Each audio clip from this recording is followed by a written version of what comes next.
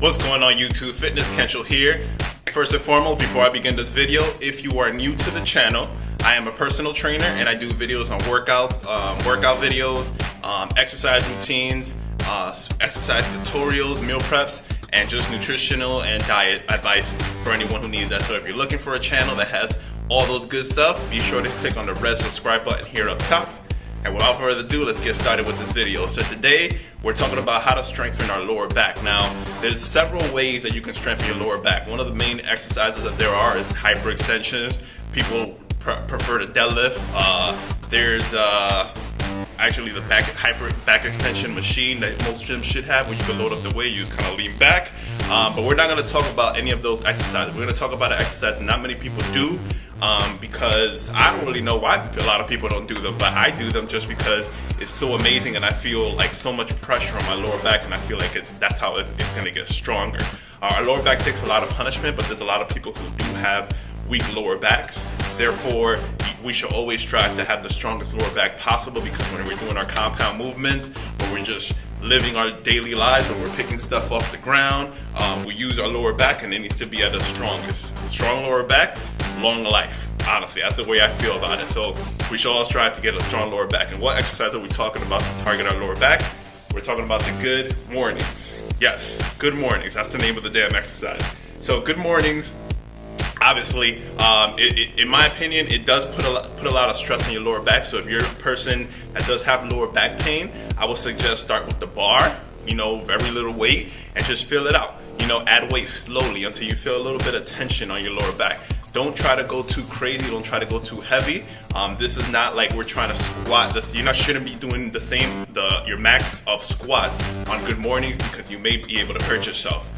If you could do that, you're a freaking beast, and kudos to you, but I can't even throw not even half of what I squat on a good morning, just because it's just so much tension and your form is just going to be totally off. So how do we set up with the good mornings? We pretty much set up kind of how we would set up with the squat rack.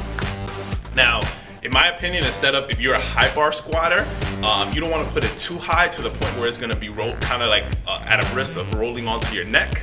You want to be a little more low bar kind of. So instead of being on the tip or the height or the top of your traps, you want to be either in the middle or even a little bit lower, so that it rests in a comfortable position that when you come down, it's not going to roll off.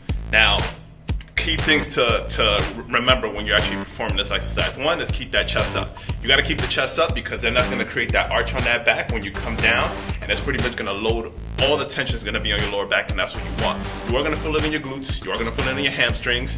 Ladies, if you're looking for a glute builder, this exercise is definitely a good one to incorporate. Just understand that lower back, glutes, and hamstrings are all tied together. So when you're coming out, when you're coming down, stick that booty all the way out, and you're gonna feel maximum tension. Remember to squeeze when you come back up. So again, let me run through the points again. Chest up, arch on the back, tighten up that core. If you don't tighten up that core, what's going to happen is that weight is going to fall off your back. So core engagement is the #1 reason why this exercise is so important, because obviously, let's remember, our lower back technically is part of our core. I know we kind of say our lower back is part of our back, and it is, don't get me wrong. When we're talking about core, we're talking about all this right here, right? This is what keeps us tight with our squats. This is what keeps us tight with our deadlifts. This is going to keep us tight with our good mornings. So core engagement is the #1 key with this exercise, and that's why it's so beneficial.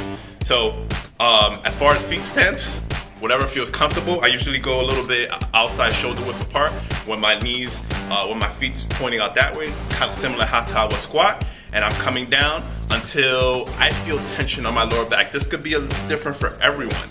You don't have to go all the way low. Obviously, you're not going to go below 90 degrees, because that bar is going to fall off your neck. But just fill it out. See where you feel the most tension, and then stop right there. You don't have to go as low as everyone else's range of motion is different.